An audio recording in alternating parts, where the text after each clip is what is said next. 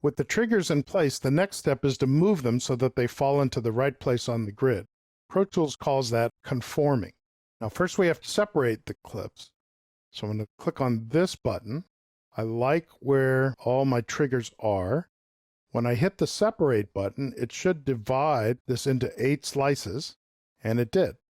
In the clip bin, I now have 8 pieces, 8 subclips that belong to this parent piece of audio.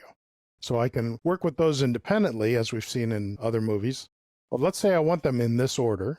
I just want them to play a little bit faster or slower. So we're at 100 beats a minute. Let's change our tempo to 105 beats per minute. We'll apply. I think we're good there. And now we want to conform these triggers so that they occur earlier. And I do that with this button.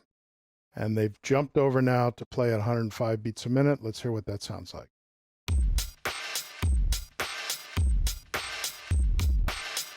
Okay, so that's a different way of doing it than the time compressor trimmer way.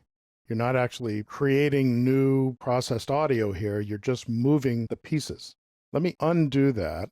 We're back to 100 now, although the grid did not change across the top, but we haven't conformed to that tempo. So let's go the other way, do a tempo operations window, and let's go to 95 from 100. Apply that. Now this one sometimes gets trickier because we're asking the pieces to move, and this will create a gap where there was no gap before. So let's see if it works. Seems to have worked. Moved everybody back a little bit, but as you can see, there are gaps between the pieces now. Let's hear what it sounds like.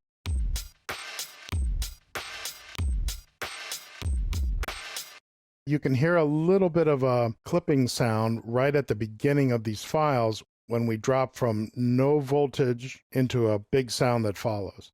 ProTools has a way of fixing that. We're going to do edit smoothing. So there are 2 choices. You can fill the gaps, or you can fill the gaps in crossfade. Which one you choose is going to depend very much on the content of your audio. There's no automatic solution to choose one or the other. So let's try just filling the gaps and see what that sounds like. I'm still hearing kind of a tick sound. So let's try fill and crossfade with a crossfade length of 5 milliseconds. Now we can see that it's put little tiny crossfades in there. If I zoom, command right bracket, you can see a little crossfade signal there. Let's hear what that sounds like.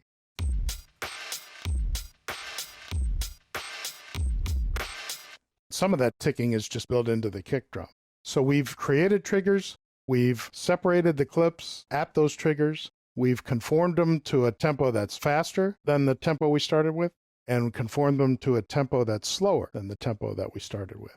Today, Beat Detective was more detective than defective. You're just going to have to work with it, and if you don't get what you wanted the first time through, give it a second try, because I've had that happen to me, where I just did the very same process again, and it kind of worked better the second time. Beat Detective is good for setting triggers at given points in the audio. What if you wanted to adjust the timing internally in the audio? For that, we use Elastic Audio, and we'll cover that in the next chapter.